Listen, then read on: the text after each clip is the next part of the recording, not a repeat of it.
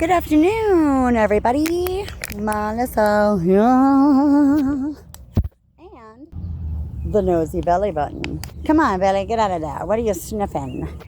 Oh, I just wanted to hop on real quick and continue talking about depression. I had made a video not too long ago in regards to, I was diagnosed with severe depression and anxiety disorder when I was 19. And was on antidepressants on and off antidepressants for many, many years. At the time, it did wonders. It saved my life, actually. I was 19, I was very young, had a lot of change, didn't know what was happening to me. As I got older, especially in our day and age now with unlimited knowledge through technology, we can sometimes expand our learning, and other times we can hinder it by having too much information going on in our heads and then not knowing what direction is the right way. I've noticed that sometimes if I'm on my phone too long or looking up too many different things, I have to put it down and put it away for a little while. Back in the day, it was reading books. That's how you taught yourself. That's actually how I taught myself a lot about nutrition. After I got out of college, I went to school for health and fitness, and originally went for nursing, but then had to drop some courses because it got to be too much.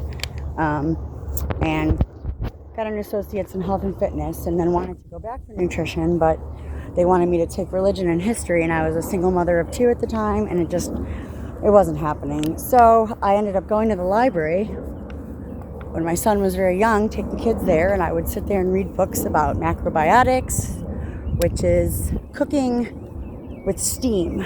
Because I don't know, for those of you that don't know this or not, but we have natural enzymes that digest our food. I know I'm getting off the topic here, but this all goes hand in hand with depression, trust me. When we cook our food, we cook out the natural enzymes that work together with our digestive system. So especially the microwave, you might as well just not even eat. Honestly, the microwave is so horrible. It literally zaps out every single nutrient that you were possibly getting. So there's really no point. And just like I've learned, hunger pains in the morning, these are our cells regenerating. Fasting is the best way to cleanse out any type of anything negative that's going on, or if you have any type of illnesses. And I mean, fasting could be just as easy as stop eating at 6 o'clock at night and then don't eat till 11 or 12 the next day. I mean, you've already gone 15 hours or more, and that's wonderful. That's fasting. It regenerates our cells. It's like a reset. Is it easy? No. But whoever said anything that we want to obtain in life is easy, right? But it doesn't have to be that hard either. Like I just said, stop eating at 6, wake up, eat again at noon. I have a liquid breakfast. That's what I do.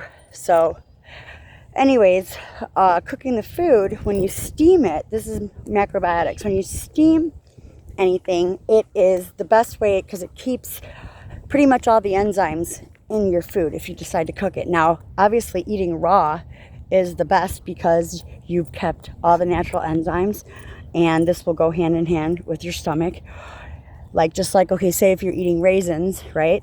But to even digest even better, if you add almonds with the mix, those two natural enzymes working together works for like perfect digestion in your stomach and your, everything, intestines, acids down your esophagus, everything. It all goes hand in hand. So what does this have to do with depression? Well, obviously, when we are not treating our bodies the best, when we are eating crap, when we are cooking all of our nutrients out, when our electromagnetic being bodies are not getting what they should, it's going to affect everything. It's going to affect your brain. People seem to forget that your brain is an organ also. So we need to keep this just as healthy, right? So with that said, I've noticed that for me, without taking antidepressants, because in my last video I was talking a little bit about how when you incorporate an antidepressant, it literally will disrupt your serotonin and literally eat them away like in your brain. And so, and they don't grow back. But you can recharge the ones that are still there by eating healthy. Sorry guys, I'm gonna be distracted for a minute because my dog is creeping up on another dog. Will you stop? Okay, that's it. That's it. That's it. Come on. No, no, no, no. Come on. No, no. No, no. No, no. Come on. Come on. No, no. No, no, we ain't gonna do that. No, no. No, no, you bad girl. Let's go get a drink. She's not fixed, otherwise I'd get her into the dog park, but she never got fixed. So, and that's not on my top of list of things right now with, you know, not having a home. So I think that she'll be okay. I sneak her in there sometimes when there's no dogs there. But anyways, what was I saying? Oh yeah. So for me, as I got older, and you know, that's another thing, going through menopause, all the changes that are going on. It even goes down into learning about thoughts create reality. Now everybody seems to forget that we're electromagnetic beings, and what we really need to survive is water and sunlight. Just like a plant. That's it. We could survive without eating for a long time, but we can't survive without water. Come on, Belle. Now, most important thing to do to battle depression, I found now, without taking antidepressants, number one is grounding. You must get outside and ground. Put your feet to the earth. Okay, like right now I'm walking with no shoes on. It's got to be 20 minutes or more to take any kind of effect. Number two, I work with a lot of crystals. And number three, diet. So, number four, thoughts create reality. Now, a lot of scientists are studying how our energetic thoughts that we think every day play pretty much the whole entire role of what our reality is. It's called manifestation. Everything is energy, and we seem to forget that, okay? So when you're able to shift your perspective and start to view things, okay, from a different point of view, instead of thinking that life is happening to you, it's happening for you. Even in the bad times of what we think are bad, the universe knows what's best for you, even if it doesn't feel like that at the moment. It's a shift. It's a cosmic shift telling you, you know what, no, you're going to be better off going this way instead of that way. And learning this all hand in hand helped me out so much with my depression. Perspective shift, change of diet, crystals, all of it. I'm sorry, I'm getting distracted now, guys, because there's people and there's all these dogs, and my dog is being bad, and this is why it's so hard to make a video with her sometimes. But incorporating all of these things into my life, and number five, deep breaths, is so important. I wake up every morning, and the very first thing I do on an empty stomach is I take 30 deep breaths in through my nose, out through my mouth, and the last one, you try to suck in as much as you can, hold it for 4 seconds, and let it out. This is crucial to keeping and warding off depression. Do all these things, add all these things to your daily routine, and I guarantee you, you will start to see a complete change. Like right now, I'm outside, I'm grounding, water is super important. I didn't eat till almost noon today. I ate some pistachios, some pumpkin seeds. I had a celery juice.